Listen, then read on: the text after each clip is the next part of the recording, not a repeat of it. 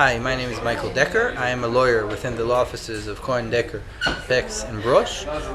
I'll be discussing today about opening a foreign branch of an entity abroad in Israel, the various methods for doing so, and the various legal needs that exist for foreign entities that have a local branch here in Israel. I hope you enjoy.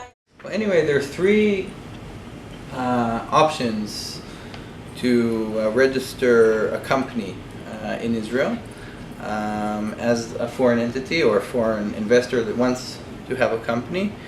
The one way is just a local company where the investor would just be a shareholder of this local company.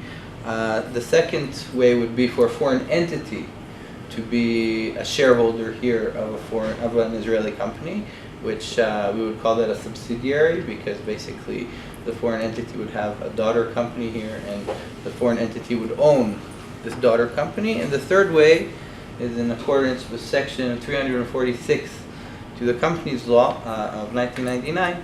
And in this way, the foreign company is basically copy-pasted here, and it's a foreign branch. So basically the foreign company takes its bylaws, its certificate of registration, and all its documents. They're translated into Hebrew. You need to add apostille stamps on them. It's more complicated, more expensive, more costly. Some companies want to do this. So to register a company just with an individual, we do this quite a bit. It's a straightforward process. You need shareholder, so the shareholder in this situation would be a private person. You would need a director. The director can be the same person as well.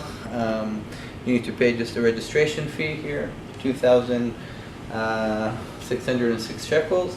We know how to register these companies quite quickly. It can take us anywhere between a week to 2 weeks, sometimes a bit more. It also depends if they're holidays or whatnot, but it's quite quick. You need a name.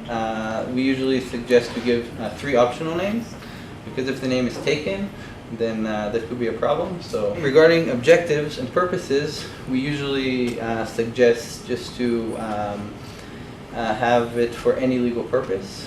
Israel is there is a very free market here. So if you're for-profit, then you're almost free to do anything legally possible in order to make money and to do business, unless it's illegal.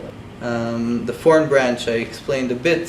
When we register foreign branches like this, it's usually very large companies or non-profits. Registering a subsidiary is basically to take the foreign entity, and the foreign entity would be the shareholder here.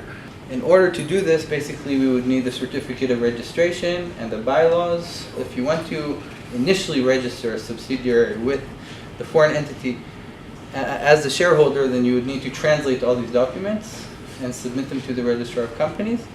After you open a company, you have a certificate of registration. But after you have the certificate of registration, you naturally want a bank account. After you have a bank account, you need to open a tax file. However, in order to open a tax file, you need an Israeli ID. And many companies get stuck at this stage. I serve personally as a representative, but you need to have an Israeli in order to open a tax file.